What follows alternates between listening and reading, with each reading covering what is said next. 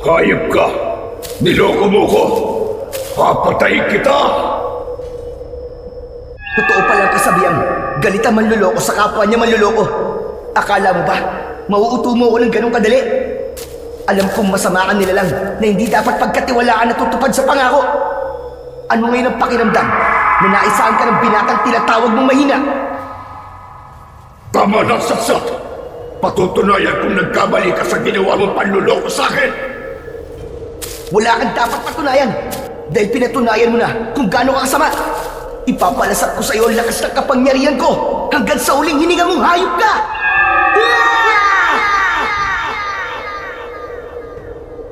Magandang araw po sa inyong lahat. Ngayong araw po na ito, pakinggan po natin ang natatanging kwento ng binatang si Rene. Isang simpleng binata na ang pangarap lamang ay magkaroon ng isang tahimik na buhay at maayos na tirahan.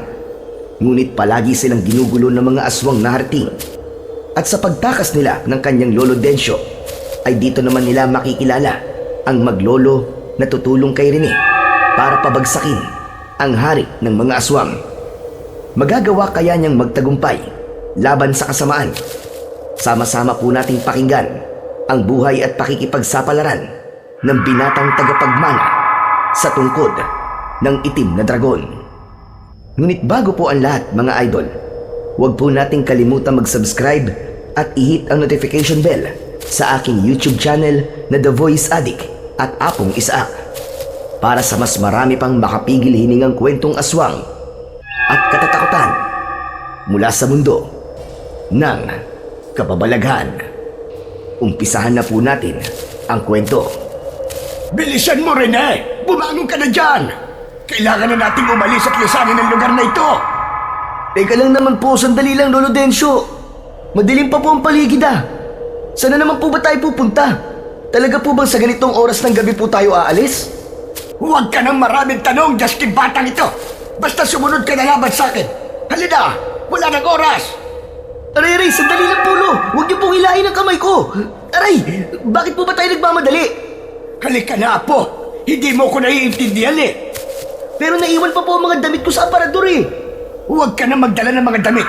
Yung mahalagang gamit mo na lang ang dalhin mo! Bilisan mo ng kumilos! Malapit na nila tayong maabutan dito sa bahay! Sino po ba sila Lolo? Pambihira naman oh. Huwag niyo pong sabihin na may aswang na naman po sa labas at natunto na naman po tayo ng mga halimaw na yun. Oo, kaya sige na! Bilisan mo na kumilos ka na! Halos silahin nang may 60 taong gulang na si Lolo Densyo ang may 18 taong gulang na si Rene mula sa kanyang higaan. Madalas silang umaalis ng bahay at walang permanenteng tirahan, kaibigan at kakilala. Para silang mga daga na palaging nagtatago sa mga pusa.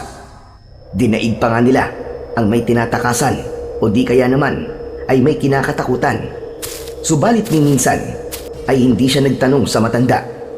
Pati ang dahilan kung bakit niya kailangan magkunwari sa mga tao na hindi siya tunay nitong apo.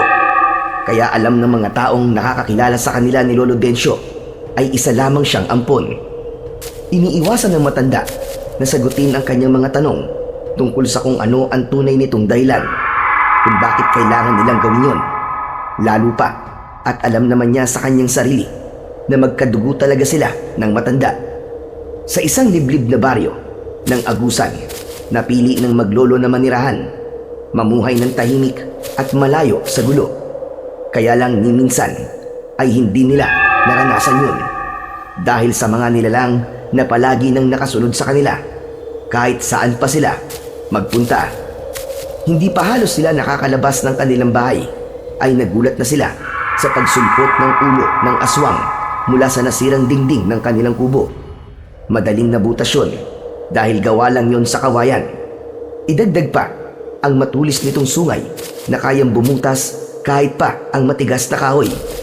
Umaangil itong tumutulo pa ang laway na may kasamang dugo habang ipinagpipilitang pagkasyay ng katawan sa nabutas nilang dingding.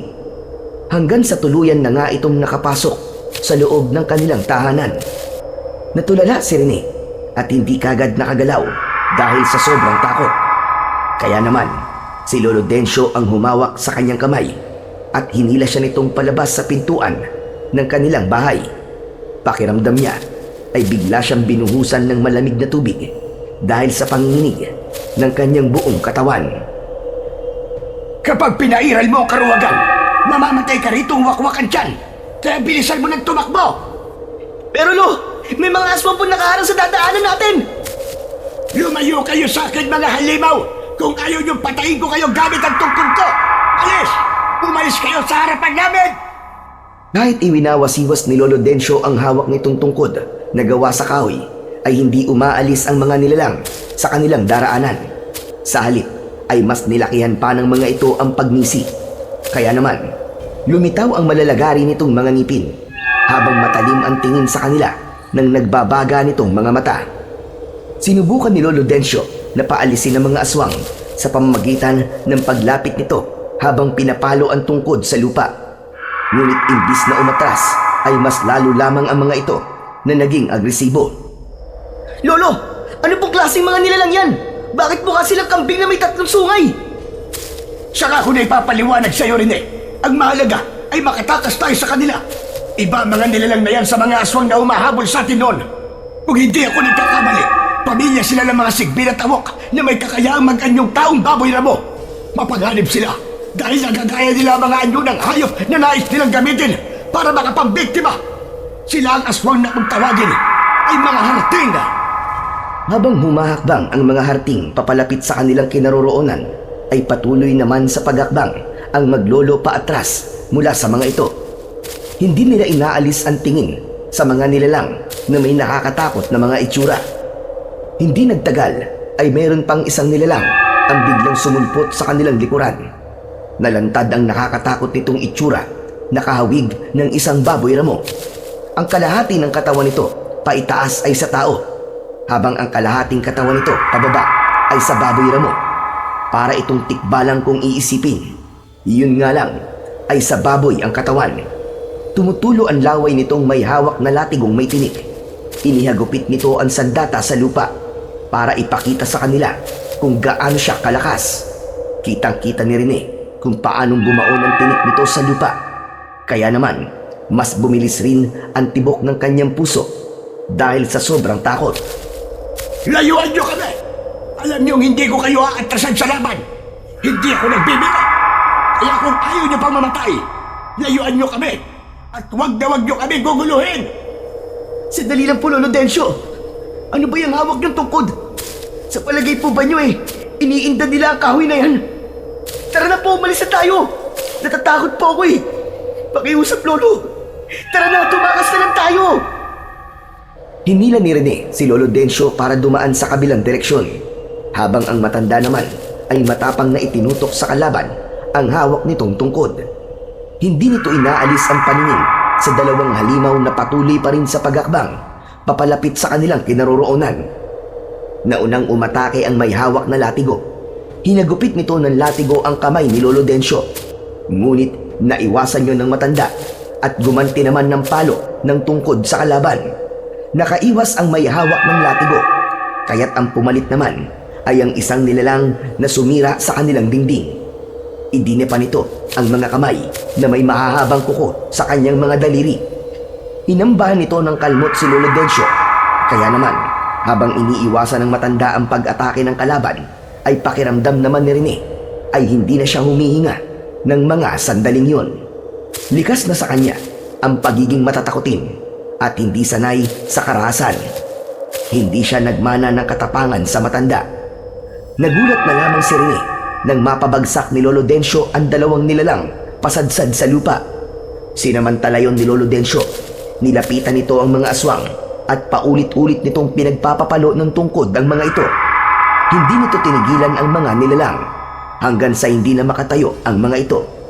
Saka ito lumapit sa kanya at hinila siya nito patakbo sa madilim na bahagi ng kakahuyan. Rene, bilisan mo!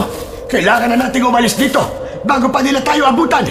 Alam ko marami silang magkakasama, kaya hindi tayo ligtas sa lugar na ito. Halata ang paghabol ng hininga ng matanda dahil sa paggamit nito ng malakas na puwersa. Kaya lang ay hindi pa rin siya makapaniwala sa husay na pinakita ni Lolo Densyo. Pagdating sa pakikipaglaban, talaga namang makikitang kakaiba ang estilo ng kanyang lolo.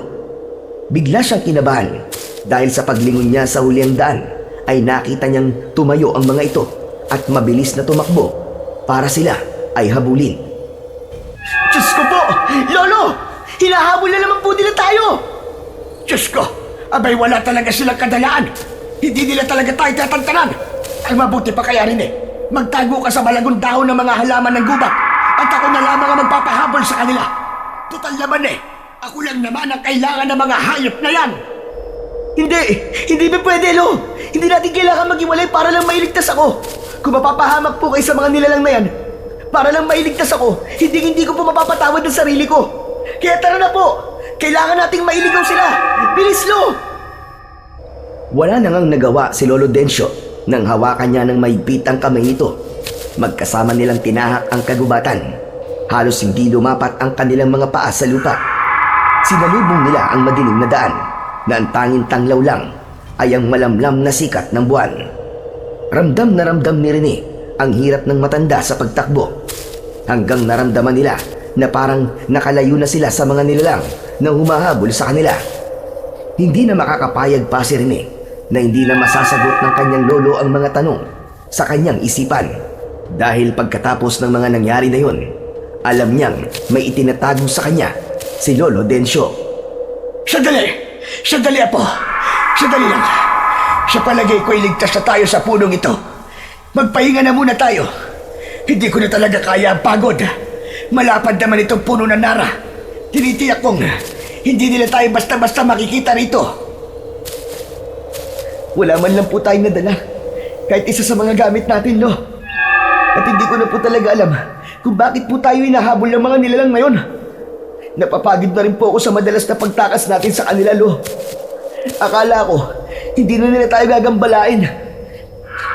Lolo Dencio, sabihin nyo, ano po ba talaga ang nangyayari? May inililihim po ba kayo sa akin? Hindi ba pwedeng saka na lamang natin pag-usapan ang mga bagay na yan hanggat hindi tayo nakakalayo sa mga aswang na humahabol sa atin? Hindi, Lo. Kailangan na po natin pag-usapan ngayon. Dahil kapag napatay tayo ng mga aswang na yun, wala na. Hindi ko na malalaman ang buong katotohanan. Hindi ko nga po alam kung anong klaseng mga nilalang sila eh. Rene, hinaan mo lang ang boses mo. Baka marinig nila tayo. Malalaman mo rin na po kung bakit kailangan natin gawin ito. Pero hindi pa ito ang tamang oras para pag-usapan ng tungkol sa mga aswang. Isa pa, ang mga nilalang na umahabol sa atin, alagad sila ni Haring Sigar. Kaya tara na, kailangan na nating lisanin ang lugar na ito. Saan naman po ba tayo pupunta, Lo? Sa bahay ng kaibigan ko sa baryo ng Santa Fe. Ligtas tayo ron at kahit papano ay matutulungan nila tayo. Para ano po? Para mandamay na naman ng ibang tao? Hindi na po ako sasama sa inyo, Lo. Dito na lamang po ako. Pagod na rin po ako sa palagi nating pagtakbo, papalayo sa mga nilalang na yon. At hindi ko na rin po kayang may ibang tao na madamay sa problema natin. Pero Apo, hindi mo naman ako naiintindihan eh. Mapanganib ang lugar na ito para sa atin. Kaya hindi tayo maaaring manatili dito. Dahil natitiyak ko na may madadamay at may madadamay pa rin sa problema natin.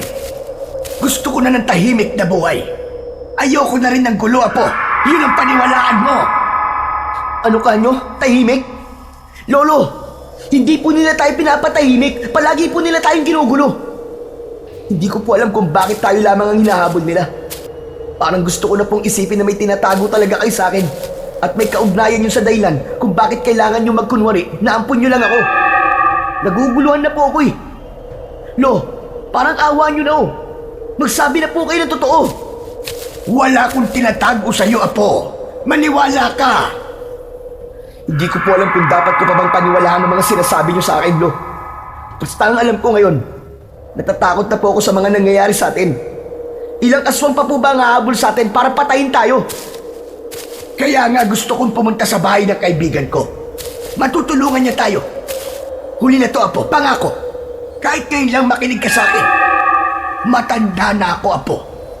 At hindi ko na kaya makipagsabayan sa kanila ng lakas sa lakas para ipagtanggol ka sa araw-araw.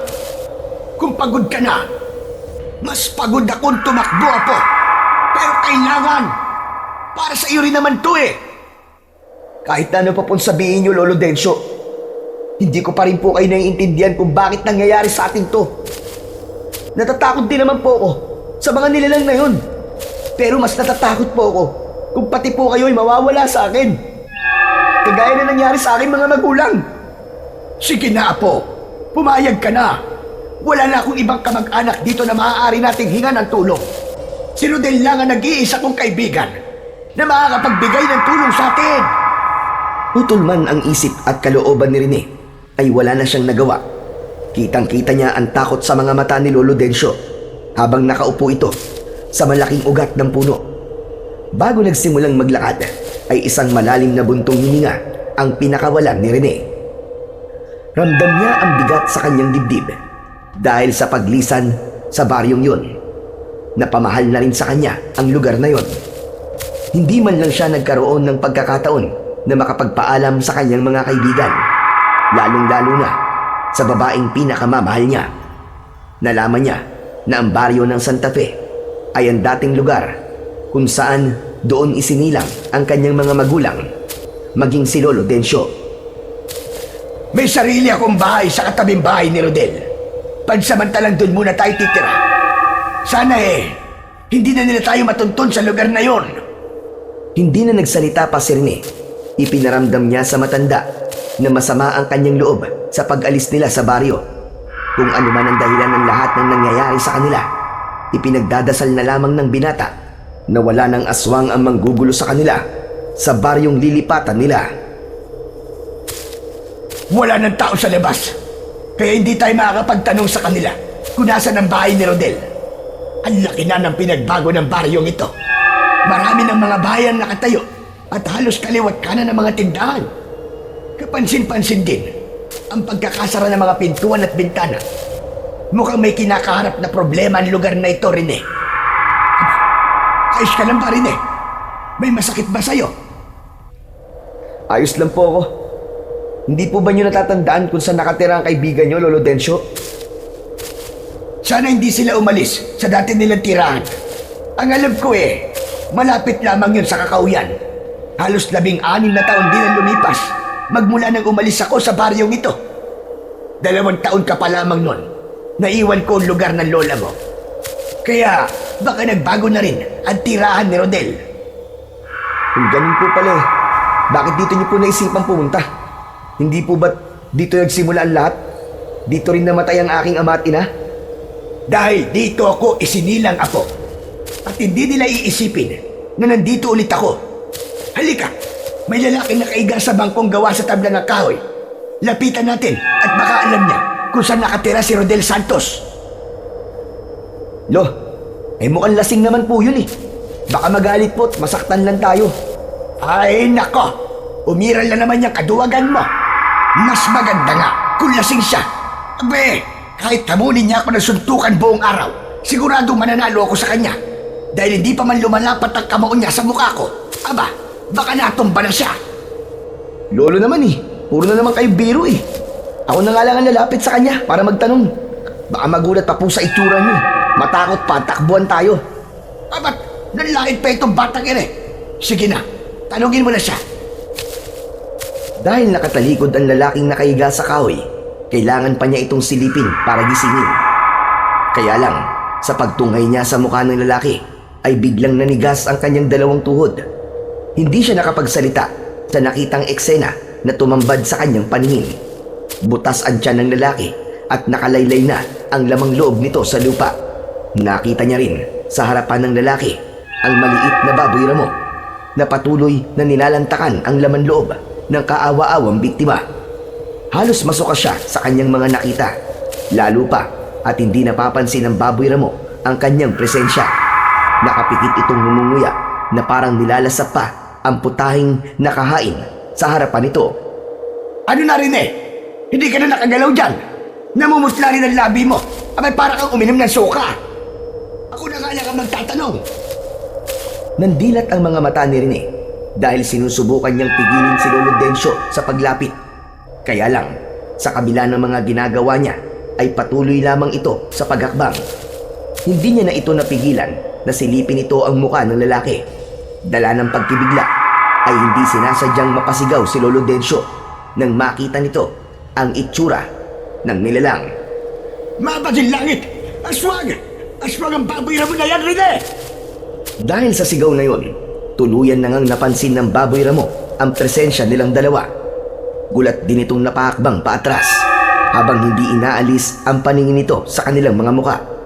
Napapalunok ng laway si Rene habang pinagmamasdan ang pagtulo ng laway ng baboy Ramo. Kaya pareho silang nagulat ng matanda nang bigla itong sumugod papunta sa kanila. Biglang nagbago ang anyo ng baboy Ramo habang nasa ere. Isang taong baboy Ramo nakahawig ng mga nilalang na humahabol sa kanila. Mahaba ang mga pangil nito at mapupula rin ang mga mata. Pagbagsak nito sa lupa ay kagad na naramdaman ni Rene ang pagtama ng ulo nito sa kanyang tiyan. Masakit at halos hindi siya makahinga sa malakas na pagbagsak niya sa lupa. Rene! Apo ko! Sunod na binalingan ng nilalang ay ang kanyang lolo Densyo na tumakbong papalapit sa kanya. Malakas nitong sinipa ang matanda sa sikmura. Kaya naman, bumagsak sa lupa si Lolo Densyo at tumalsik ang hawak nitong tungkod. Lolo! Lolo Densyo! Gumapang si Rene papalapit sa nakahigang si Lolo Densyo. Kaya lang ay binuhat ng nilalang ang matanda. Saka inihagis papalayo sa kanya. Halos mabaliw si Rene nang makita kung gaanong nasaktan ng matanda sa pagbagsak ng katawan nito sa mabatong kalsada. Kasunod, ang malakas na pag-angin ng taong baboy Ramo. Nakatingala ito sa langit habang nakadipa ang mga kamay. Lumikha yun ng nakakabinging tunog na parabang nagtatawag ng kasama. Sapat na para mabulabog ang mga taong nakatira sa mga bahay na yon. Ngunit walang nagbukas ng pinto at bintana para sa kanila. Dama niya ang bigat sa lugar na yon na parang alam na ng mga tao sa lugar na yon ang tungkol sa nilalang. Nang mapansin ng aswang na hindi na gumagalaw si Lolo Densyo, inisip nito na patay na ang matanda. Kaya naman, si Rene ang nilapitan nito. Dahan-dahan itong humahakbang papalapit sa kanya habang nakaamba ang matutulis nitong mga kuko. Saktong binuhat siya nito sa pamamagitan ng pagsakal. Naramdaman niya ang pagbaon ng mga kuko nito sa kanyang leeg. Nagpupumiglas siyang kumakawala sa malakas nitong kamao. Ramdam na ramdam niya ang magaspang nitong palad na lumapat sa kanyang balat. Sumigaw ito sa kanyang muka. Kaya naman, nalanghap niya ang mabaho nitong hininga. Sa gilid ng kanyang paningin ay napansin niya ang maingat na pagtayo ni Lolo Densyo habang pinupulot nito ang tumalsik na tungkod. Saka lumapit sa kanilang kinaroroonan. Malakas nitong pinalo ang ulo ng aswang at dahil sa sakit, malakas itong napasigaw. Bitiwan mo ang apo ko! Hayop ka!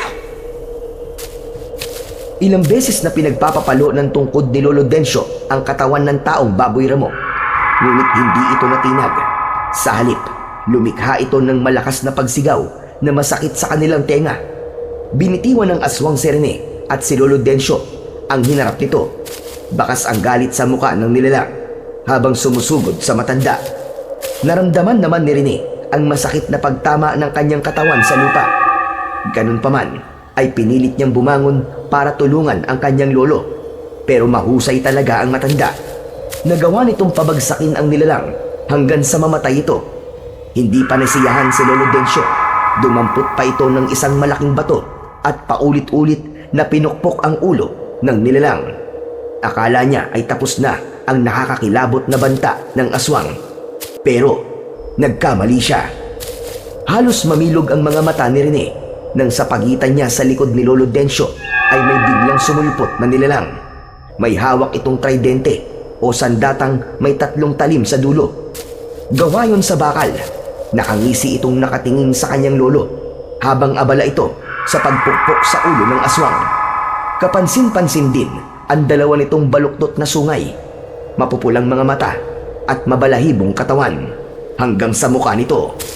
Sa mga mata nito ay parang sinasabing sa wakas ay nahuli na rin si Lolo Densyo. Gumapang ang kilabot sa kanyang katawan dahil sa itsura ng nilalang na yon. Ang kalahating katawan nito ay sa tao habang ang bewang hanggang paa nito ay sa baboy Ramo. Halos kasing taas ito ng kanyang lolo. Hindi siya makapagsalita, lalo na nang mapunta ang kanyang paningin sa muka ng halimaw.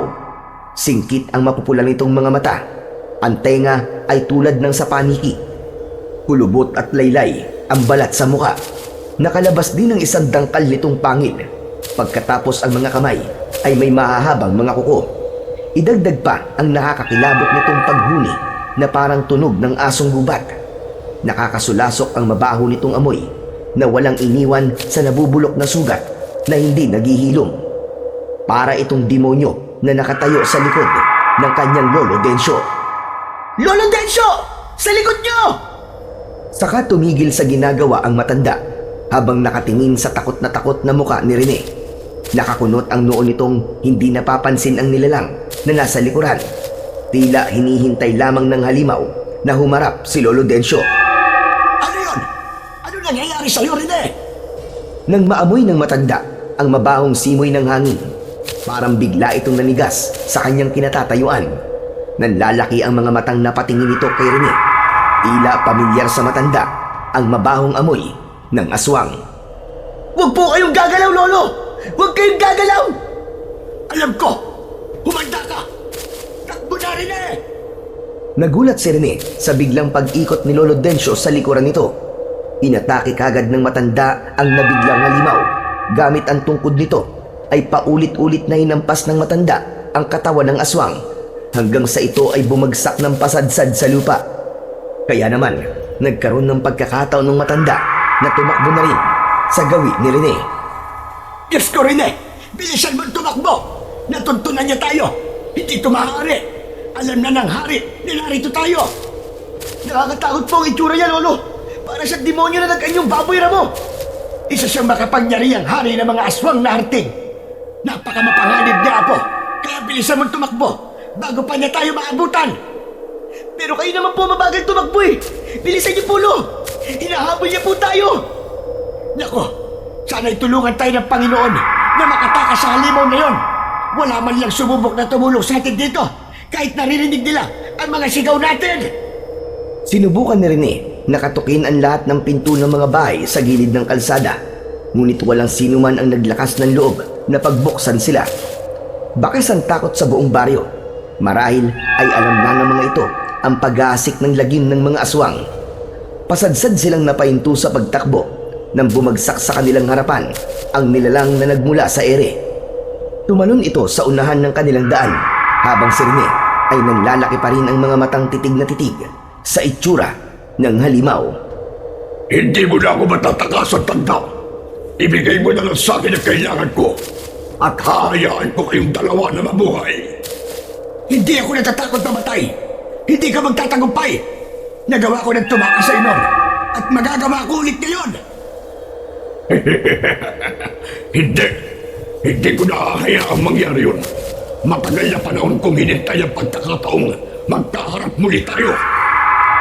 Alam kong hindi mo ko sasaktan. Dahil sa oras na mapatay mo ko, hindi mo makikita kung nasaan ang bagay na matagal mo nang kinukuha sa akin. Lolo, ano po bang pinag-uusapan nyo? Ibigay nyo na po sa kanila kinukuha nila. Ano po ba kasi yun? Hindi maaari, Rene. Dahil gagamitin lang niya yun sa pagpaparami ng kanyang alagad. Mag-ahari siya sa sanlibutan at magtatagumpay sa kanyang kasamaan. Mamamatay na muna ako bago niya makuha yun. Tama na! Kung hindi ikaw, baka magamit ko ang binatang yan para maituro sa amin ang sandata. Pwede rin naman na ako kumuha nun, hindi ba? Umalingaw-ngaw ang malakas na sigaw ni Sibar sa buong paligid, kasabay ng paglitaw ng mga taong baboy ramo sa likod ng mga puno na pinagtataguan ng mga ito. Lahat ay may mga tangan na latigo na may tinik. Nagsipagtaasan ang mga balahibo sa katawan ni Rene nang makita ang maraming alagad ng hari ng aswang. Lahat ay umaangin na parang asong galit. Halos umabot ng 20 nilalang ang nakatayo sa likuran ni Sibar. Kasunod ang paghalakhak nito ng malakas nang makita ang takot sa kanilang mga mata. Sinasabi ko na nga ba't mahina ang binatang kasama mo? Ano? Ako mahina? Hindi ako mahina, no? Kayang-kaya kitang labanan. Teka, ano ito? Nararamdaman ko na espesyal ang binatang kasama mo, tanda. Lo, ano po bang gagawin natin? Mamamatay tayo rito. Natatakot na po ako. Huwag kang papalata. Naapektado ka sa mga sinasabi niya. Hindi pa ito ang oras sa kamatayan natin na po. Alam ko sinusubukan lang ng hari na takutin tayo. Hindi ako pauuto sa kanila. Alam ko sa oras na makuha na nila kailangan niya sa akin, ay papatayin din nila tayo. Tama na ang satsa, tanda. Alam kong tinatago mo na sa amin ang sandatang hinahanap ko. Wala ka ng tagapagmana ng armas.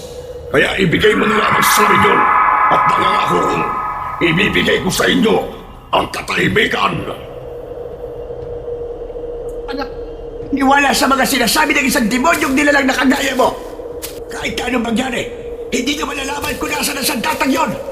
Dahil itinago ko yon sa lugar na hindi nyo matatagpuan. Nagwala ang hari ng mga aswang sa sinabing yun ng matanda at pinagbuntunan nito ang katabing taong baboy ramo. Nagulat sila nang nagawa nitong paslangin sa harap nila ang sariling alagad nito. Kinagat nito ang leeg ng nagpupumiglas na aswang. Malaki ang hakbang ng paa nito na lumapit sa harapan nila at sa harap nila mismo sinakmal nito ang leeg ng kanyang alagad. Tumalsik ang mainit na dugo sa muka at damit ni Rene. Kitang-kita niya ang paggalaw at pagpipisig ng paa ng taong baboy ramo habang nilalapa ng sarili nitong hari. Napapikit si Lolo Densyo. Hindi nito akalain na ganun pala kasama ang haring si Sibar. Kasunod ang malakas ngunit matinis na sigaw ng biktima. Hindi pa siya nasiyahan. Sa harap nila mismo, walang kahirap-hirap nitong winakwak ang tiyan ng taong baboy ramo. Tinibasig nito ang laman loob ng kaawa-awang biktima. Hindi pa doon natatapos ang mga eksenang napapanood nila dahil niluray-luray pa nito ang katawan ng aswang.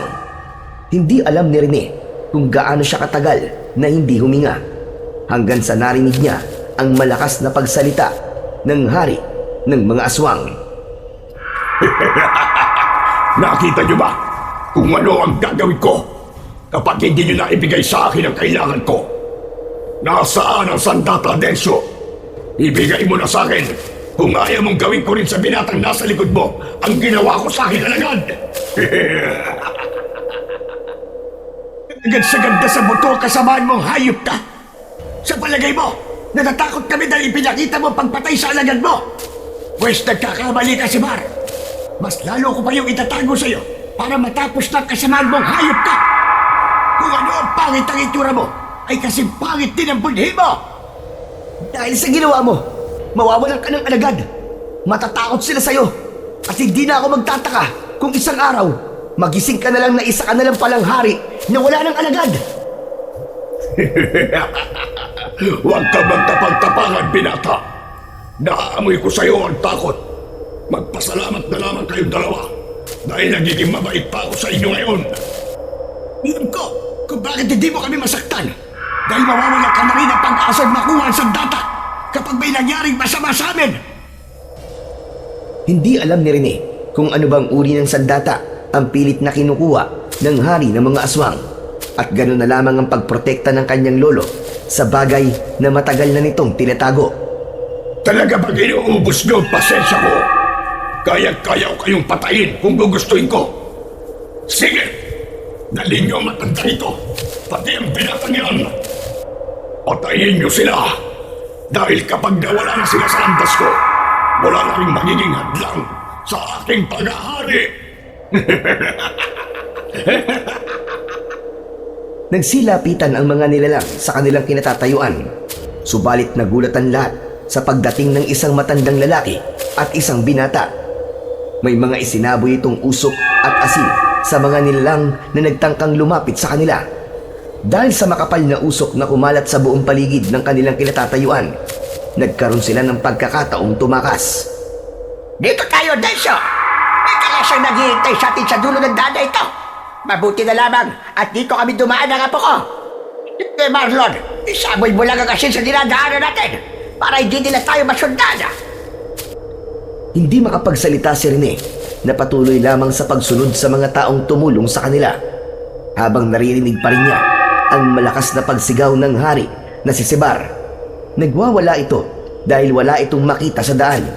Kumalat ang kulay puting usok, pati na ang amoy ng insenso at kamangyan. Pagsamantala lang po ang usok at asin, hindi magtatagal ay makakatawid din sila sa mga pangontrak isinaboy namin. Bilisan niyo umakyat sa kalesa. Marlon, ikaw na magpatakbo sa kabayo. Lolo Densyo, nakasunod pa rin po sila sa atin. Kumapit po kayo mabuti, patatakbuhin ko na po ang kalesa. Hiya! Halos hindi lumapat ang gulong ng kalesa sa daan sa bilis ng pagpapatakbo ni Marlon sa kabayo. Panay naman ang linga sa huli ang daan si Rene, habang nakikita ang mabilis na paghabol sa kanila ng mga taong baboy ramo. Hanggang sa nakaagwat na sila sa mga alagad ng hari. Kaya lang ay nakita ni Rene na tumayo ang hari ng harting sa daan habang nakatutok ang tridente sa kanilang sasakyan. Hindi niya alam kung anong puwersa ang bumalot sa kalesa at nagsimula yung magpagewang-gewang sa pagtakbo. Ituloy mo lang ang pagpapatakbo sa kabayo, Marlon. Hanggang sa makalayo tayo sa hari. Ginamitan niya tayo ng itim na kapangyarihan para mapanghamak tayo sa sasakyan. Kapag nakalayo na tayo, mawawalan na rin ang bisa ang itim niya kapangyarihan na bumabalot ngayon sa kalesa. Hindi nga nagtagal ay nawala na ito sa kanilang paningin. Tanging ang maliwanag na sikat ng buwan ang nagsisilbi nilang tanglaw sa daan. Saka lang din nakahinga ng maluwag si Rene at napasandal siya sa sandalan ng upuan habang nakatingin sa unahan ng daan ng kanilang kalesa. Naramdaman niya ang pagkati ng kanyang pisngi dahil sa dumikit na dugo sa kanyang muka. Pinunasan niya ito at isang malalim na buntong hininga ang pinakawalan niya sa kanyang dibdib. Hindi niya akalain na makakaligtas sila sa kamay ng haring si Sebar. Magmula nang umalis ka sa baryo natin, Densyo, hindi na kami nagkaroon ng katahimikan sa lugar na yon. Tuwing gabi ay gumagaya ang alagad de Sebar para silang may hinahanap na kung anong bagay sa baryo natin. Kaya pala hindi sila nagbubukas ng pinto at bintana ng kanilang mga bahay dahil alam nila ang panganib na naghihintay sa kanila sa oras na tulungan nila kami. Alas 5 pa lang ng hapon ay nagsasara na sila ng kanilang mga bahay. Kapag mayroong taong pasaway na hindi sumusunod sa batas, huwag nang umasa na buhay pa ito kinabukasan. Lahat sila ay takot na takot sa mga aswang. Ang iba nga ay umalis na lang ng baryong ito para sa kanilang kaligtasan. Teka, saan ba tayo pupunta ngayon, Rodel? Sa bahay ko, sa gitna ng ilog na malapit sa Akahuyan. Matagal na kaming lumipat sa lugar na yon para makaiwas sa bagsik na mga aswang. Bakit ka nga ba bumalik dito, ha, Densyo? Natagpuan nila kami at nag-aalala ko sa kaligtasan ni Rene. Matagal na nagkumustahan ang dalawang matandang magkaibigan habang si Rene ay tahimik lang na nakikinig sa mga pinag-uusapan ng mga ito.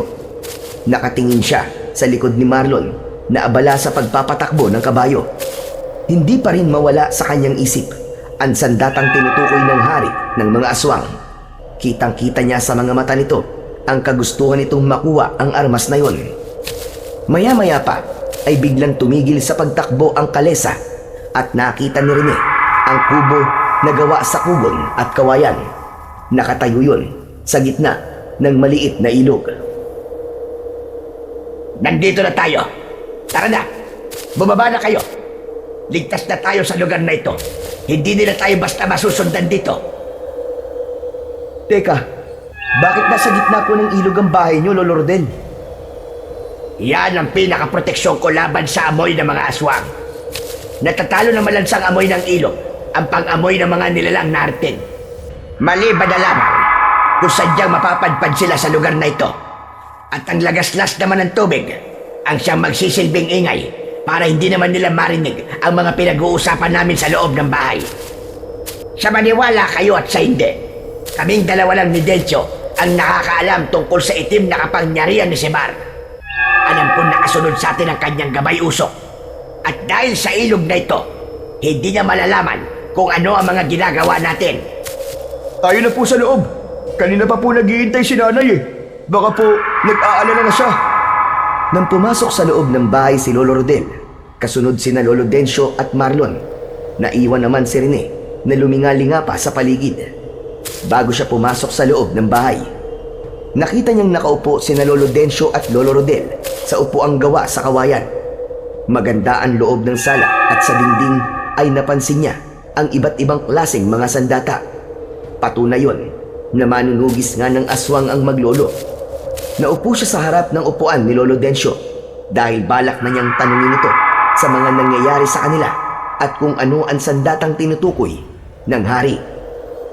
Lolo, siguro naman po sasagutin niyo na po ako ngayon sa mga tanong ko. Ang mabuti pa ay maiwan ko na muna kayong dalawa dito sa sala para makapag-usap kayo na maayos. Dencio, maraming salamat, Trudel. Sige, mag-usap na lamang tayo mamaya. Hinintay ni Rene na pumasok si Lolo Rodel sa kusinang pinasukan ni Marlon hanggang sa mangibabaw ang saglit na katahimikan sa pagitan nilang maglolo. Lolo, gusto ko na pong maintindihan ang mga nangyayari. Hindi ko na talaga alam, Lolo, naguguluhan na ako kung bakit kailangan niyo magbuwis ng buhay para sa sandatang tinutukoy ng hari ng mga aswang. Makinig kang mabuti sa mga sasabihin ko, Rene. Pagod na rin ako sa palaging pagtakbo sa mga aswang na gustong pumatay sa atin. Meron akong itinagong isang uri ng pinakamalakas na sandata sa isang tagong kuweba. Itinago ko yun dahil gusto ko ng tahimik na buhay. Dati akong manunugis ng aswang bago ako nagpasyang mamuhay ng tahimik kasama ka. Ano po? Isang uri ng sandata? Teka. Ano pong klaseng sandata yun, Lolo? Isang tungkod ng itim na dragon na nagtataglay ng pinakamalakas na kapangyarihang tatalo sa hari ng aswang. Kapag napasakamay mo na ang sandatang yon, wala nang makakatalo sa iyo kahit na makapangyarihang tridente ni Sibar. Kaya naman, gusto niya itong makuha. Lolo Dencio, saan po nanggaling ang tungkod ng itim na dragon? Minana pa ito ng lolo ko hanggang sa kanununuan ng pamilya natin. Nagpasaling-saling lahi ito sa kamay ng mga unang nagmamayari ng tungkod. Ayon sa kwento ng lolo ko noon, ang tungkod ng itim na dragon ay nanggaling pa sa bansang China. Teka, sandali lang po, Lolo. Naguguluhan ako yan. Labo naman yata. Bakit naman po nanggaling pa sa China? Paano pong nakarating doon ang ninuno ng lolo nyo? Ayon sa naalala kong kwento ni Lolo, ang una raw na ninuno nating pinagbigyan ng sandata ay nakagawa ng kabutihan sa matandang tunay na nagmamayari sa tungkod. Dati kasi, ang trabaho ng ninuno ng lolo ko ay yung bang pakikipag-barter sa mga karatig na bansa. Barter? Ano po ang barter, Lolo? Ang barter ay isang sistema ng pangangalakan kung saan ang mga tao ay nagpapalitan ng paninda o produkto nang hindi gumagamit ng pera. Sa madaling salita, ito ay direktang palitan ng kalakal kung saan ang halaga ng mga produkto ay tinutukoy batay sa kasunduan ng dalawang partido. Nung sinaunang panahon, ang barter ay karaniwang ginagamit sa pakikipagkalakalan sa pagitan ng iba't ibang grupo o bansa. Halimbawa na lamang, maaaring ipagpalit ng isang komunidad ang kanilang bigas sa ginto o porselana mula sa ibang lugar. Lolo, talaga po bang malakas ang kapangyarihan ng tungkod? Oo, Rene. Napakalakas. Alam mo bang, simula na mapunta sa lolo ng lolo ko ang tungkod ng itim na dragon, ay nagamit ito sa mga digmaan ng inuno ng pamilya natin sa panahon pa ni Lapu-Lapu at Magellan. Ginamit din sa panahon ng digmaan ng pananakop ng Kastila at Hapones. Dahil sa mga panahon yon, ay kalaban nila ang hari ng aswang na ninuno naman ni Haring Sibar. Kaya ginusto nitong makuha ang sandata para matalo tayo sa labanan. Hindi ko po alam na makasaysayan po palang sandatang yun, Lolo. Matanda na ako at mahina na para lumaban pa sa mga aswang po. Kaya napagpasyahan kong itago na lamang ito sa kuweba. Tanging ang kadugo ko lamang hanggang sa kahuli-hulihan nating lahi ang may kakayahang makahawak sa sandata.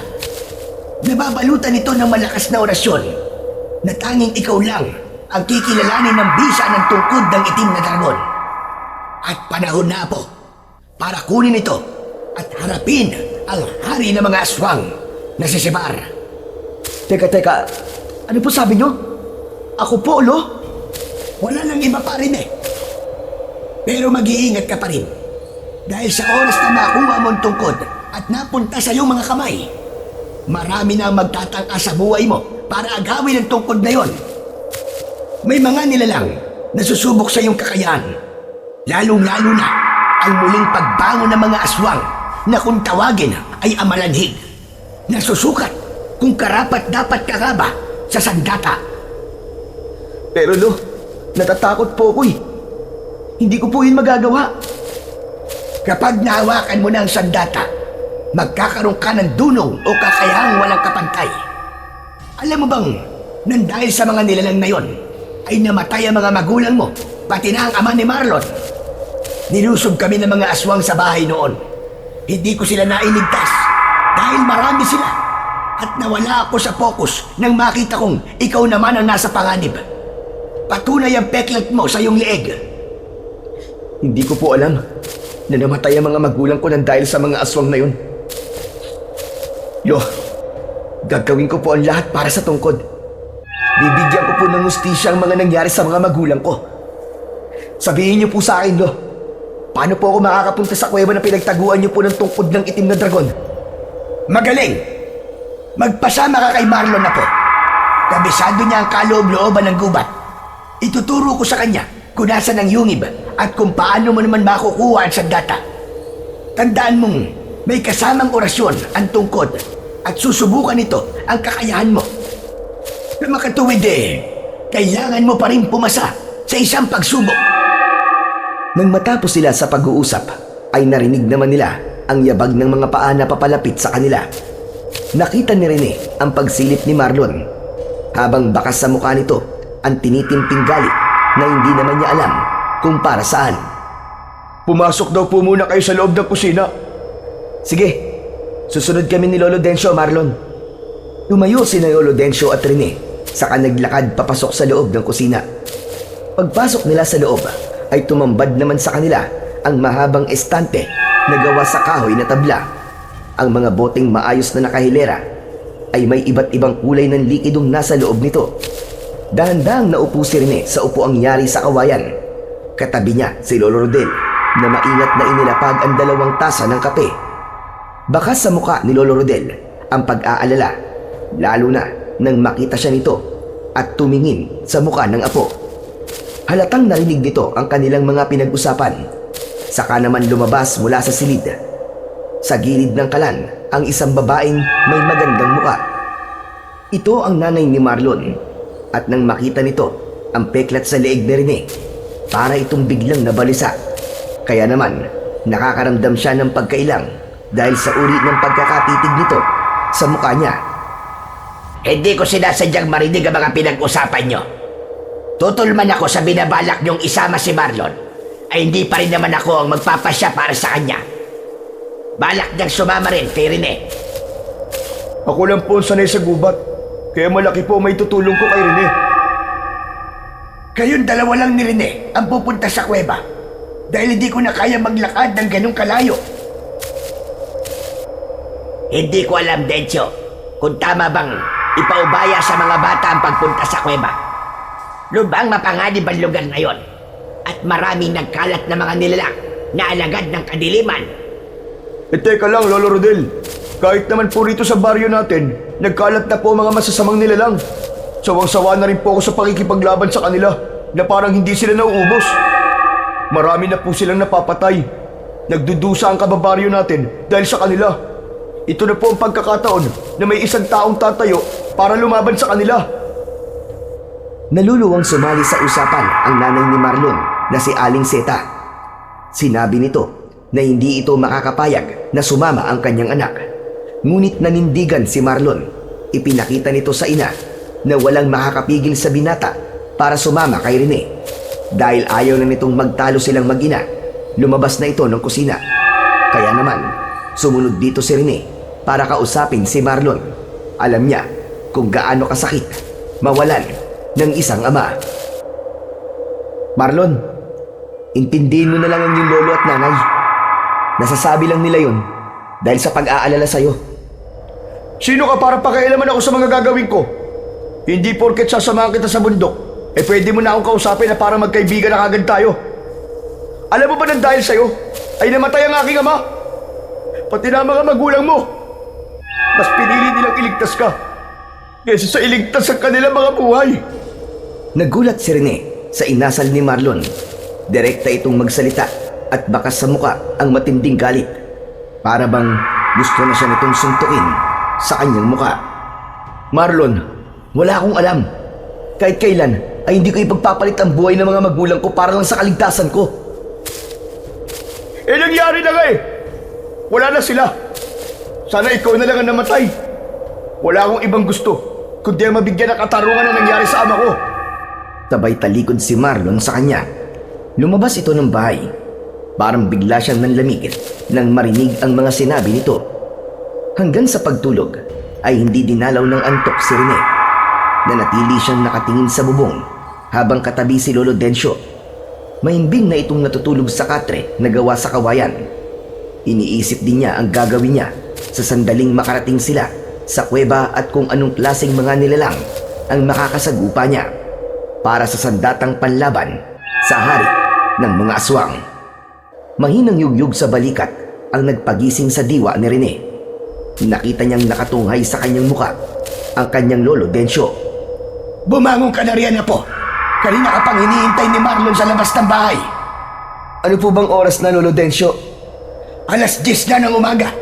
Hindi kita ginising na maaga dahil alam kong napuyat ka kagabi. Naramdaman kong gising ka pa ng madaling araw. Huwag mong sisihin ang sarili mo sa mga nangyari sa magulang mo. Walang may gusto na mapahamak sila. Hindi po ako palagay na makasama si Marlon, Lo. Parang bigla po ako nawalan tiwala sa kanya. Dahil ba sinisi ka niya sa pagkamatay ng ama niya? Kung ganon, mas lalong dapat mong patunayan sa kanya na handa kang lumaban sa mga aswang para mabigyan ng hustisya ang pagkamatay ng mga magulang niyo. Ngunit apo, mag-iingat ka. Kapag hawak mo na ang tungkod, ingatan mong huwag itong maaagaw sa'yo. Lolo Dencio, kaya ko po ba talagang gamitin yung laban sa mga aswang?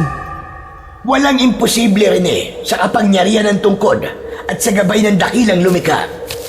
Magtiwala ka lamang sa iyong sarili at magugulat ka sa kapangyarihang taglay ng iyong sandata. Pagkatapos kumain ni Rene at maihanda ang mga gamit sa paglalakad at pagpasok nila sa kagubatan, ay nagpaalam naman sila kina Lolo Rodel, Aling Seta at Lolo Dencio. Inihatid ng mga ito ng tanaw ang papalayong sina Marlon at Rene. Wala silang imikan habang naglalakad. Halos 2 oras na silang naglalakad, ngunit hindi pa rin sila nakakarating sa kanilang pupuntahan. Naiilang naman siyang magtanong kay Marlon dahil may hawak itong itak habang nasa kanyang unahan at panay ang pagtabas sa mga talayb na manadaanan nila. Maya-maya pa ay nakaramdam si Rene ng mga yabag sa kanilang likuran. Subalit nang titignan niya ito ay wala naman siyang nakikitang ibang tao o nilalang na sumusunod sa kanila. Hanggang sa hindi na makatiis si Rene at kinausap na niya si Marlon. Marlon, sandali lang. Magpahinga na muna tayo. Pagod na ako eh. Hindi tayo pwede magpahinga sa lugar na to. Mas mahihirapan tayo maghanap sa kuweba kapag inabutan tayo ng pagdilim sa daan. Kaya lang 2 oras na tayo naglalakad ah. Magpahinga na muna tayo, kahit saglit lang. Isa pa, mainit ang paligid. Ubus na rin ang dala kong tubig eh. Puro ka reklamo, para kang hindi lalaki. Ganyan ba magmamana ng sandata? Mahina at lampa? Hindi nagustuhan ni Rene ang mga sinabi ni Marlon. Kaya naman, hindi na siya nakapagtimpi. Nasagot na niya ito nang may bagsik ang mga tingin. Huwag mong ipamukha sa akin na ako may kasalanan sa pagkamatay ng ama mo. Kagabi pa ako nagpipigil sa ugaling pinapakita mo sa akin, ha? Wala akong alam sa nangyari sa iyong ama. Kaya imbis na sa akin mo ibunto ng galit mo, bakit hindi sa mga aswang na pumatay sa kanya? Doon mo ipakita ang tapang mo. Dahil kapag nakikita kita, naalala ko ang hirap ng lumaking walang ama. Kaya sa oras na magkaroon ako ng pagkakataong makuha ang tungkod, ako mismo ang gagamit nun para paslangin ang mga aswang. Hindi ako aasa sa katulad mong lampa at mahina. Sinasabi ko na sa'yong hindi ako lampa eh. Hindi na nga nakapagtimpi si Rene nasuntok niya si Marlon sa muka. Kaya naman, nabitiwan ito ang itak at bumagsak ito sa damuhan. Hindi kagad ito nakabangon habang sinusubukan niyang pakalmahin ang kanyang sarili. Ito ang tandaan mo. Masasaktan ka lang kapag sinubukan mong hawakan ng tungkod. Binabalaan kita. Sa susunod na pagsabihan mo ako ng lampat mahina, dudurugin ko ang mukha mo sa suntok. Kahit apo ka pa ni Lolo Rodel. Bakit? Totoo naman Isa kang lampat mahina. Talagang gusto mo ng gulo, ha? Pwes, pagbibigyan kita ngayon. Nagpambuno sina Marlon at Rene sa talahiban. Kaya ang matatalas nitong mga dahon ay humiwa naman sa braso ni Rene. Ni hindi niya naramdaman ang mga dugong umagos na sa kanyang braso dahil galit na siyang nakikipagpalitan ng suntok sa nakahigang si Marlon.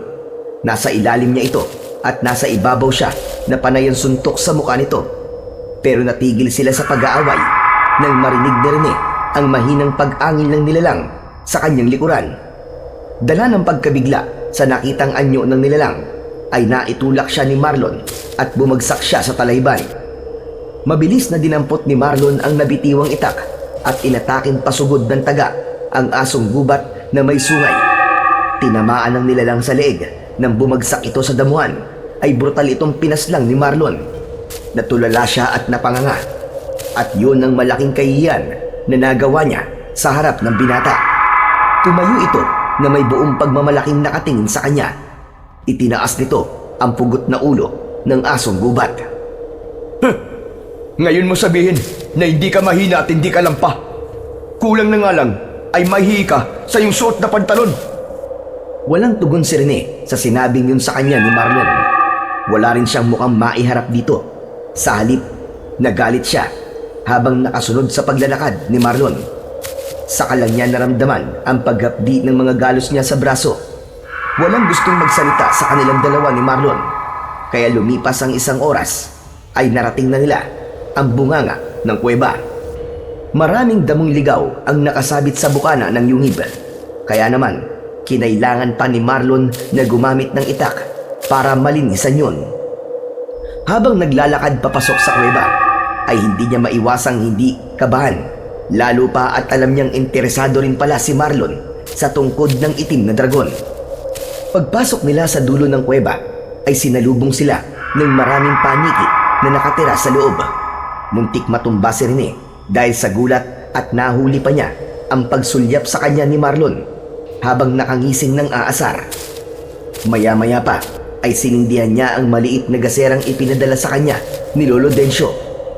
Kumalat ang liwanag ng ilaw sa loob ng lungig habang ang tunog ng kanilang mga yabag sa sahig ay nagdulot naman ng tila alingaw-ngaw sa kanilang pandinig. Hanggang makarating sila sa isang malawak na yungib at nakita nila ang malakas na liwanag na bumabalot sa isang kakaibang tungkod. Nakalutang yon sa kulay berdeng liwanag na parang nakalutang ito sa tubig. Umiikot na parang may malakas na enerhiyang humihila papalapit sa kinaroroonan ng tungkod. Kaya lang ay nagulat si Rene nang biglang tumakbo si Marlon papalapit sa kinaroroonan ng tungkod. Hinawakan nito ang liwanag. Marlon! Huwag! Ngunit huli na para pigilan ni Rene ang ginawa ni Marlon. Saktong paglapit nito sa liwanag ay bigla rin itong tumalsik at tumampas ang katawan sa bato. Maging si Rene ay nagulat din sa naging reaksyon ng liwanag nang hawakan ito ni Marlon. Bumagsak sa mabuhanging sahig ng kuweba si Marlon at nawalan ito ng malay. Nilapitan niya ito at pilit na ginigising. Marlon! Huy! Marlon, gising! Gumising ka! Pero banayad na ang paghinga ni Marlon. Indikasyon yun na talagang nawalan ito ng malay sa lakas ng pagkakahampas nito sa bato. Nagdadalawang isip tuloy siya na hawakan ng sandata dahil natatakot siyang mangyari din sa kanya ang nangyari kay Marlon. Bumalot ang takot sa kanyang katawan, pati na ang pag-aalala para kay Marlon. Marlon, huy! Gumising ka! Marlon, nakikiusap ako! Gising! Gising, Marlon! Marlon, gumising ka! Nang hindi na talaga ito magising, ay nag-alala siyang lumapit sa malakas na liwanag na bumabalot sa tungkod ng itim na dragon. Nanginginig ang kanyang kamay na tinatangkang hawakan ang tungkod. Pagdikit ng kanyang palad sa liwanag ay nakaramdam siya ng kakaibang sakit na parabang siya ay kinukuryente. Kaya nagulat siya na katulad sa nangyari kay Marlon ay tumalsik din siya sa pader na bato. Naramdaman niya ang pagtama ng kanyang likod sa sahig ng kuweba. Ngunit naalala niya bigla ang sinabi sa kanya ni Lolo Densyo na susuriin ng liwanag ang pagkatao na ngahawak sa tungkod sa pamamagitan ng orasyong bumabalot sa sandata. Kaya naman, pinilit niyang tumayo at paika-ika ang paa na muling lumapit sa liwanag. Tiniis niya ang sakit habang inaabot ang hawakan ng tungkod. Halos tumulo na ang kanyang luha dahil ang puso niya mismo ang pinupuntirya ng hindi maipaliwanag na kirot. Makinig ka! Ako ang huling saling lahi ng unang nagmamayari sa'yo. Kaya dinggin mo ang pakiusap ko. Ibigay mo sa akin ang katapatan mo. Ako ang magmamayari sa kapangyarihang taglay mo. Dahil ako ang iyong bagong tagapagmana. Ugod lakas na pinilit ni Rene na mahawakan ng kulay itim na tungkod. Kasabay ng paglapat ng sandata sa kanyang mga kamay, ay naramdaman niya ang pag-angat ng kanyang mga paa sa lupa, ang pagguhit ng mainit na boltahe sa kanyang buong katawan, pati na ang paglabas ng itim na dragon sa kanyang harapan, ang nagpapatunay na kinilala na siya ng tungkod. Nagtaasan ang mga balahibo niya sa kanyang katawan nang mapansin ang pagkakaroon ng kulay berdeng liwanag sa kanyang mga mata. Biglang gumaan ang kanyang pakiramdam at nagbago rin ang kanyang damit. Dahil suot na niya ngayon ang tradisyonal na kasuotan ng mga mandirigmang Tsino, ang tinatawag na sanfu. Isa itong espesyal na uri ng kasuotan na ginagamit sa digmaan na binubuo ng matibay na tela, metal at iba pang materyales upang maprotektahan ang mandirigma laban sa labanan. Halos hindi siya makapaniwala habang pinagmamasdan ang kanyang sarili, maging ang hawak niyang tungkod. Nawala rin ang kanyang sugat sa mga braso. Totoo nga. Totoong kakaiba ang tungkod na to. Saka paano napalitan ang damit ko? Nagulat pa si Rene sa biglang paglitaw ng itim na dragon sa kanyang harapan. Nagmula yon sa hawak niyang tungkod. Nagagawa rin niyang kontrolin ang paggalaw ng dragon, batay sa kung ano ang iniisip niya. Iisa ang kanilang pakiramdam. Itinutok niya ang tungkod sa lupa at nawala ito sa kanyang paningin. Nilapitan niya ang nakahigang si Marlon. Parang may kung anong bumubulong sa kanya at nagdidikta sa kanyang isip sa kung ano ang dapat niyang gawin kay Marlon. Hinawakan niya ang noo nito at lumabas sa palad niya ang malakas na liwanag. Maya-maya pa ay nagising na ang binata. Gulat na gulat itong napatingin sa muka ni Rene. Rene? Rene, ikaw ba talaga yan?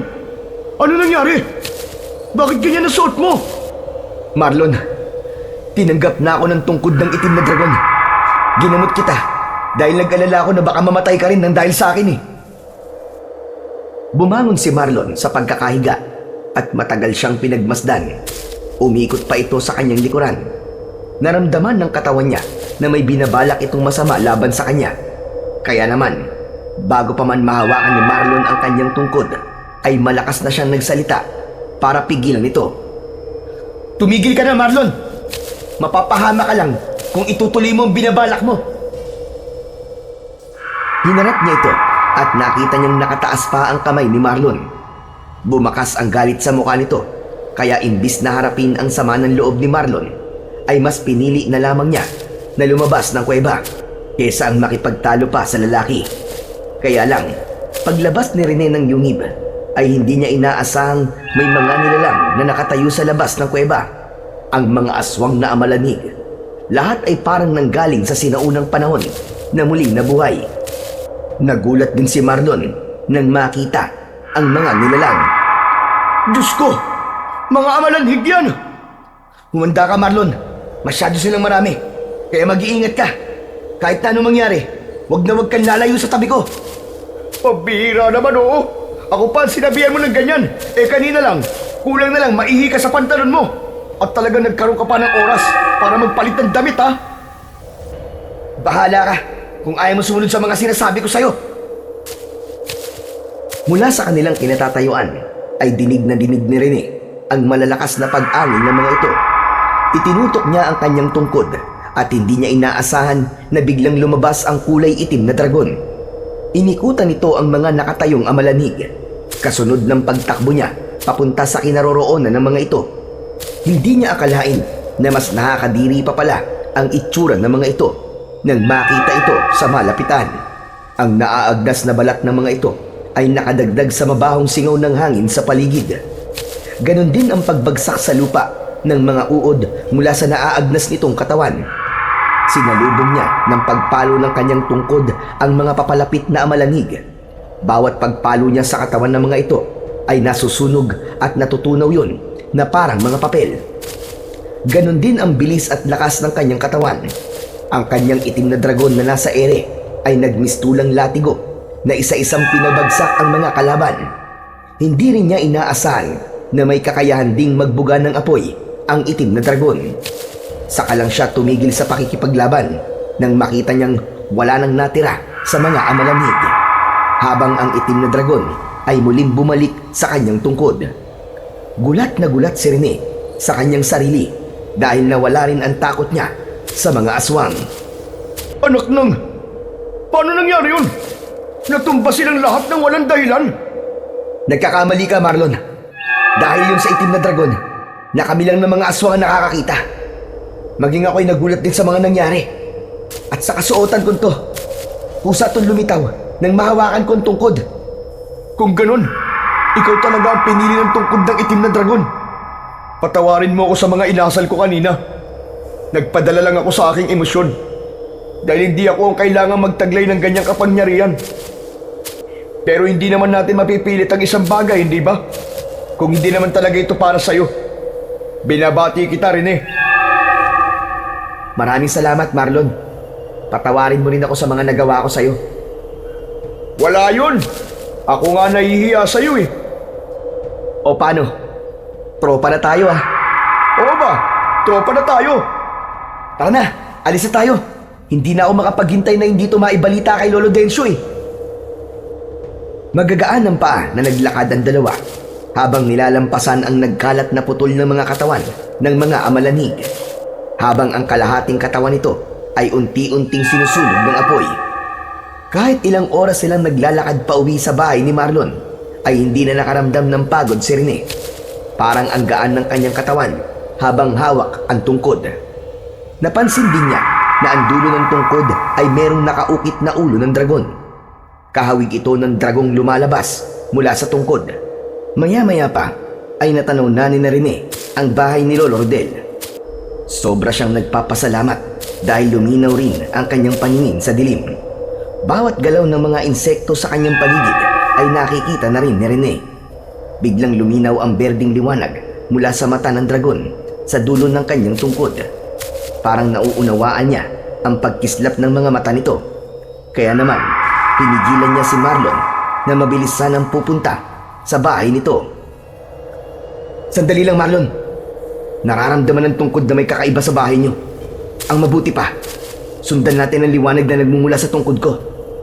Sa palagay ko, ay ituturo niya tayo kung saan dapat tayo dumaan. Sinasabi mo bang may nangyaring masama sa pamilya ko? Wala akong nararamdamang may nasawi sa kanila. Pero sugatan meron. Huwag ka na nga magsalita ng ganyan. Pareho tayo nasa labas ng bahay. Paano mo nalaman yun?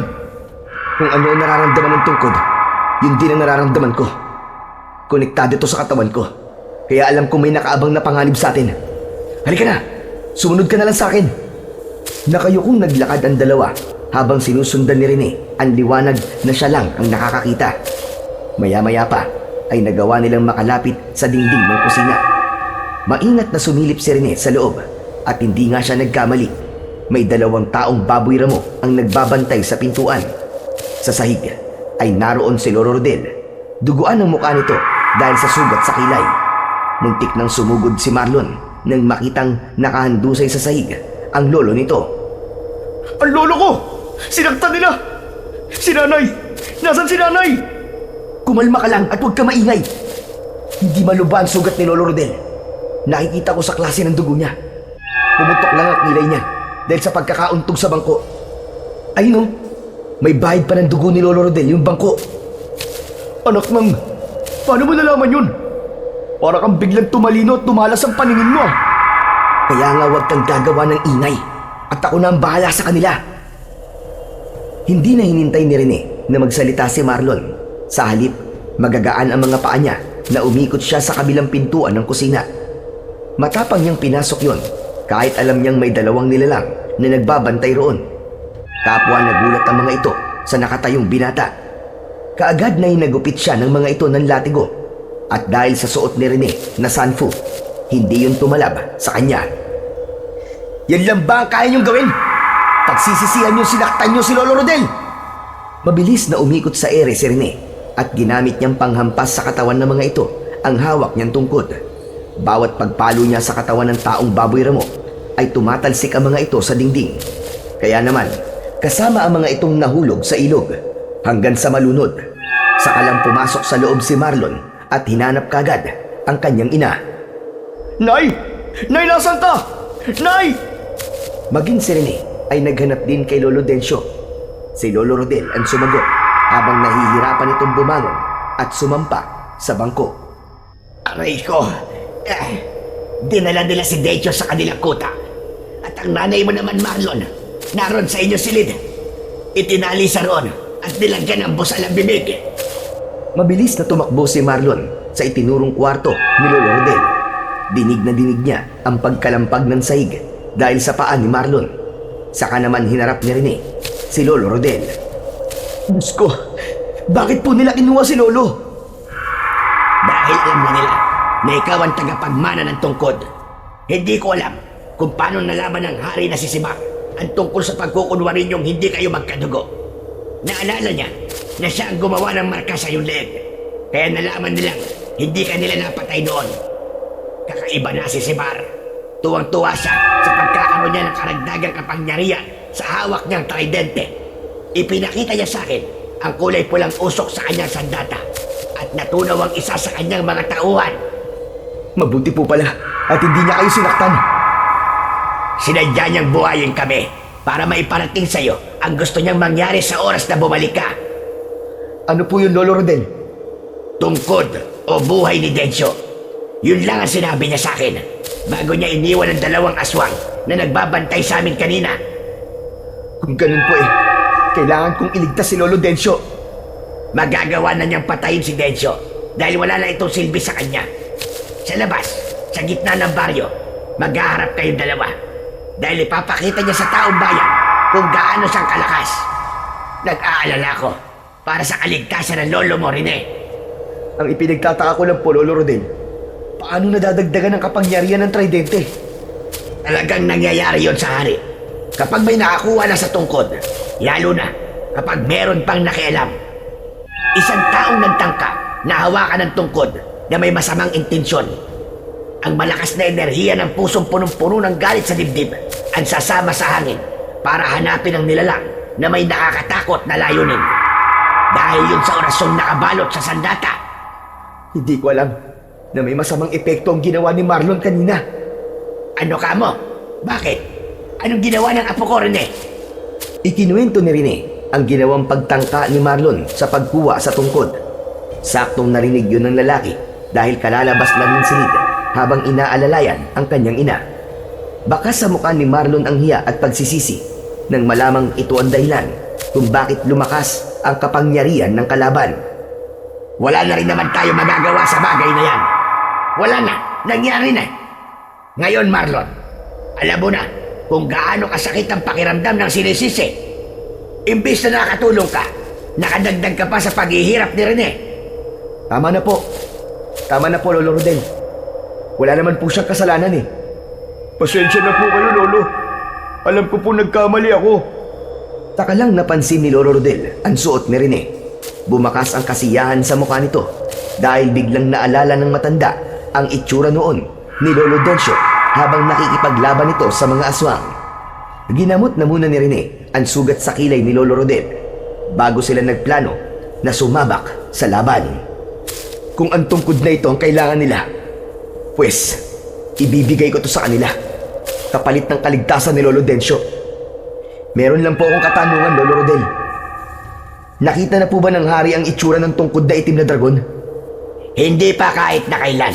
Dahil matagal itinago yan ni Densyo sa kuweba.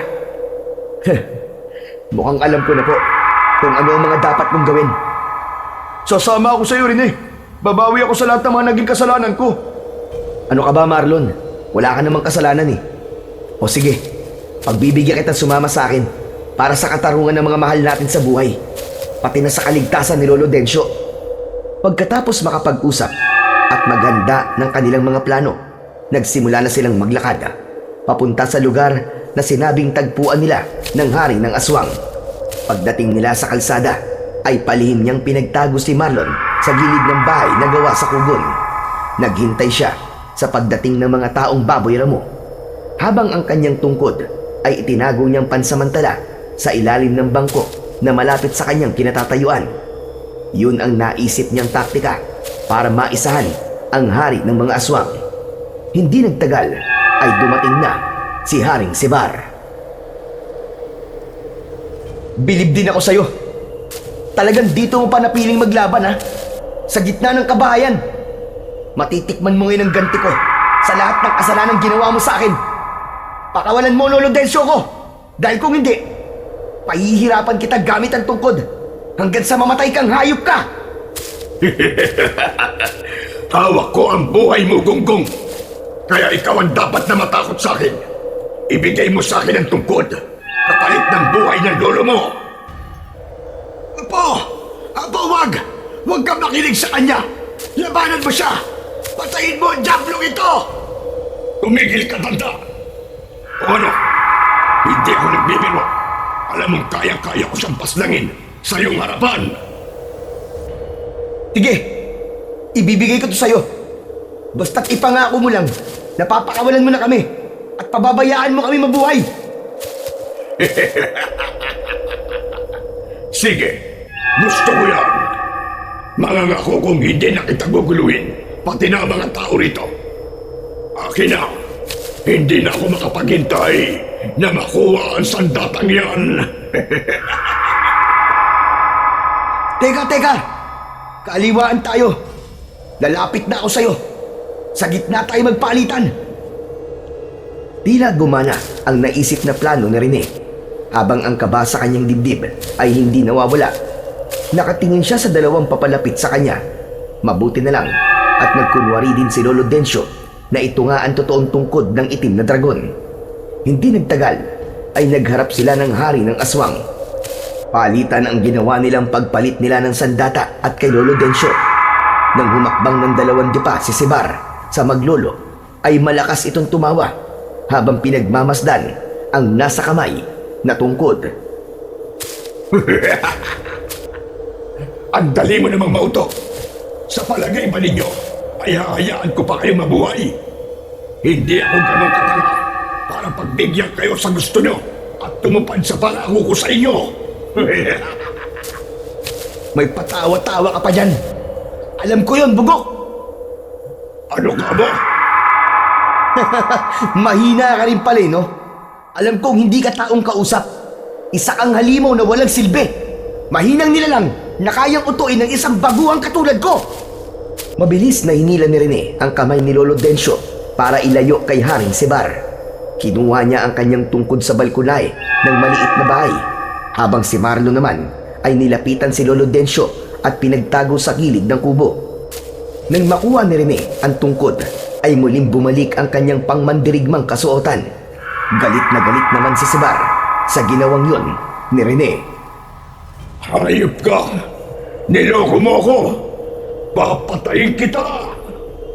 Totoo pala ang kasabihang galit ang manluloko sa kapwa niya manluloko. Akala mo ba mauuto mo ako ng ganong kadali? Alam kong masama ka nila lang na hindi dapat pinagkakatiwalaan na tutupad sa pangako. Ano ngayon ang pakiramdam na naisahan ka ng binatang tinatawag mong mahina? Tama na ang satsat! Patutunayan kung nagkamali ka sa ginawa mong panluloko sa akin! Wala kang dapat na patunayan dahil pinatunayan mo na kung gaano ka kasama. Ipapalasap ko sa'yo ang lakas ng kapangyarihan ko hanggang sa huling hininga mong hayop ka! Yeah! Isang malakas na pagpalo sa hangin ang ginawa ni Rene gamit ang kanyang tungkod. Lumabas ang kulay itim na dragon at lahat ng mga nilalang na nagtatago pa sa bahay ng mga kababaryo nila ay nagsilabasan dahil nabugahan na ang mga ito ng apoy ng kanyang gabay tungkod. Lahat ay bumagsak sa mabatong kalsada habang nasusunog ang katawan. Maririnig ang malakas na sigawan ng mga nilalang na unti-unting tinutupok ng apoy. Habang ang ilan namang nilalang na akmang papalapit sa kanya ay sinuutan sa katawan ng kulay itim na dragon. Nakita ng hari kung gaanong kalakas ang kapangyarihan ng kanyang tungkod.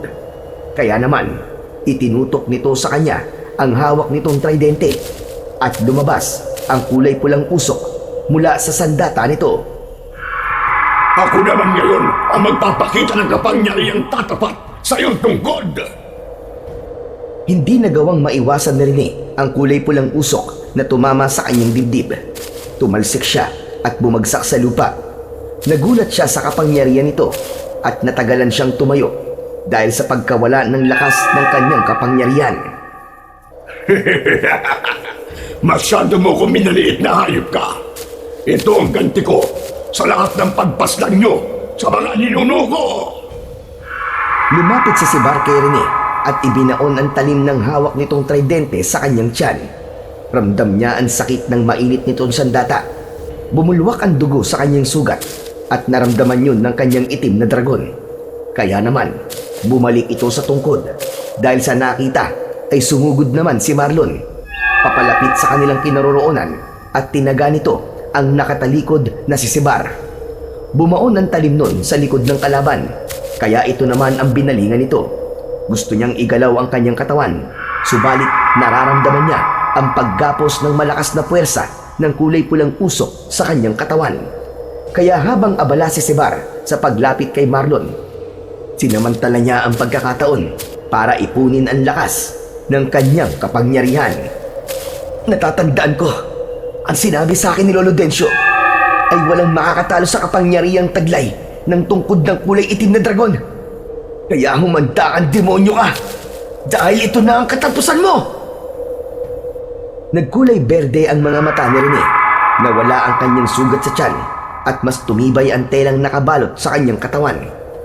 Muling lumabas ang kulay itim na dragon sa kanyang tungkod at pinotektahan nito ang kaibigan niyang si Marlon. Bumalot ang liwanag sa kanyang katawan na biglang hinila si Sibar papalapit sa kanyang kinatatayuan hanggang sa makarating ito sa kanyang harapan. Sabay palo niya ng kanyang tungkod sa katawan nito. Bumagsak ito ng pasadsad sa damuhan habang hindi nabibitiwan ang tridente.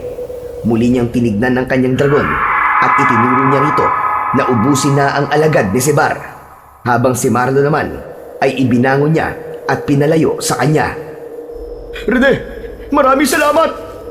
Itakas mo na si Lolo. Ako nang bahalang humarap sa kanya. Sige na, Marlon! Hindi, Rene. Panonoorin ko kung paano mamatay ang hayop na yan. Anong nangyayari sa akin? Bakit hindi ako makagalaw? Panoorin mo kung paanong pinatay ng aking kapangyarihan ng mga alagad mong kasing itim ng budi mo. Sinabi ko naman sa'yo na pagsisisihan mo ang mga ginawa mo. Hindi ka nasisikatan ng araw. Pagkatapos niyang sabihin yun, inikot-ikot ni Rene ang kanyang tungkod sa ere sa tapat mismo ng nakahigang hari ng mga aswang na si Sibar. Ubod lakas niyang ipinalo ang kanyang tungkod sa ulo at katawan nito. Paulit-ulit niyang ginawa yun. Nagkikisay itong nagwawala dahil sa masakit na epekto ng kapangyarihan ng kanyang tungkod. Kasabay ng kanyang pagtalon, ang pagtarak niya ng tungkod sa mismong dibdib nito. At dahil sa pinagsamang malakas na puwersa ng kanyang sandata, bumaon ang tungkod hanggang sa lupa. Tumagos pa yun. Hanggang lumabas ang kulay pulang usok sa hawak nitong tridente at sumalib yun sa dulo ng kanyang tungkod. Binawi nito ang malakas na kapangyarihang nahigop ng tridente at naramdaman naman ni Rene ang pagbabagong anyo ng kanyang tungkod. Naging isang kulay pulang tungkod yun na may nakakasilaw na liwanag. Tuluyan na ngang nalusaw ang hari ng mga aswang na harting. Ang mga natitira nitong mga alagad ay sinunog naman ng kanyang itim na dragon. Naghari na ang katahimikan sa baryo at kumalat ang kulay berdeng liwanag sa buong paligid para higupin ang masasamang enerhiyang lumalabas sa katawan ng mga namatay na halimaw Nakita na rin ang pagbabago sa kulay ng mga bahay. Nagkaroon yun ng ilaw dahil alam na ng mga tao na wala na ang mga aswang na harting. Wala nang manggugulo at magbibigay ng takot sa kanila. Isa-isang nagsilabasa ng mga tao at nagpasalamat sa kanyang ginawa. Ang bahay naman na nadadamay sa paglilingas ng apoy ay nakita niyang hinihipan ng kanyang dragon hanggang sa mawala ang apoy at usok na lamang ang natira. Itinutok niya ang tungkod sa lupa, kaya naman bumalik na ang itim na dragon sa kanyang tungkod. Maluwaluwang napalapit si Lolo Densyo sa kanya at mahigpit siya nitong hinagkan. Nagawa mo, Apo! Napakagaling mo! Ipinagmamalaki kita! Simula sa araw na ito, ay babalik na ang katahimikan sa lugar na to at sa mga karatig pang baryo. Ang totoo, Lolo, hindi ko po alam kung paano ko po silang napatay. Subalit nararamdaman ko po na ginabayan po ako ng Panginoong Diyos para ubusin ang mga nilalang nakampo ng kadiliman. Masayang masaya po ako, Lolo. Nakamit ko na ang katarungan para sa aking mga magulang. Maraming salamat sa iyo, Rene. Dahil sa iyo, nakamit ko na rin ang katarungan matagal ko nang hinahanap. Isang malakas na pagtapik sa balikat ang itinugon ni Rene para kay Marlon na kanya ng kaibigan ngayon. Bilang pagpapakita ng pasasalamat sa nagawa nitong kabutihan sa kanya at sa buong baryo. Maya-maya pa ay nagpaalam na sila sa mga tao na nakalabas sa mga bahay ng mga ito. Lahat sila ay tumanaw ng utang na loob sa kanila at mananatili siya sa puso ng mga ito. Habang sila ay naglakad na para umuwi sa bahay ni Marlon, nadatnan nila ang nakatayong mag-ama sa harap ng bahay ng mga ito. Tumakbo si Marlon sa kinaroroonan ng ina at mahigpit nitong niyakap si Aling Seta. Sina Lolo Rodel at Lolo Densyo naman ay masayang nag-usap, habang si Rene ay nakatingin lang sa mga ito na may bahid ng ngiti sa kanyang labi. Alam kong magtatagumpay si Rene, Densyo. Hindi ka nagkulang sa pagpapalaki sa apo mo. Ganon rin naman sa apo mo. Manang-mana talaga si Marlon sa'yo. Marami pong salamat, Lolo Densyo. Ngayon, alam ko na po ang dahilan kung bakit niyo po ako pinoprotektahan at pinalabas na ampun niyo lang ako. Yun pala para ilayo at iligtas ako sa kamay ng hari ng mga aswang na harting. Wala na pong manggugulo sa atin ngayon. Malaya na po ang baryo ng Santa Fe. Masayang nagyakapan ang apat at sabay na pumasok sa loob ng bahay ng mga ito, kung saan ay sira pa rin ang dingding ng kusina. Ang hawak namang tungkod ni Rene ay itinaas niya upang balutin ng proteksyon ang buong bahay, laban naman sa mababangis na hayop na mapapadpad sa kanilang lugar. Nagkaroon na ng permanenteng tirahan sina Lolo Densyo at Rene, habang malaya na nilang naipagsisigawan sa lahat ng tao na totoo niyang lolo ang matanda. Sa kasalukuyan ay nagtuturo si Rene ng mabubuting asal sa mga kabataang dumadayo sa kanilang bahay, habang si Marlon naman ay nagtuturo ng kung paanong maging mabuting bata at anak sa mga magulang ng mga ito. Tuluyang natuldukan ang kasamaan at pag-aasik ng lagim ng mga aswang na harting. Namuhay sila ng payapa habang hawak pa rin ni Rene ang ipinamana sa kanyang tungkod ng itim na dragon. Kasama ang kanyang bagong pamilya na handa siyang protektahan at ipagtanggol sa lahat ng uri ng kasamaan at kampon ng kadiliman. Sa tulong ng Panginoong Diyos na siyang lubos na pinakamakapangyarihan sa lahat.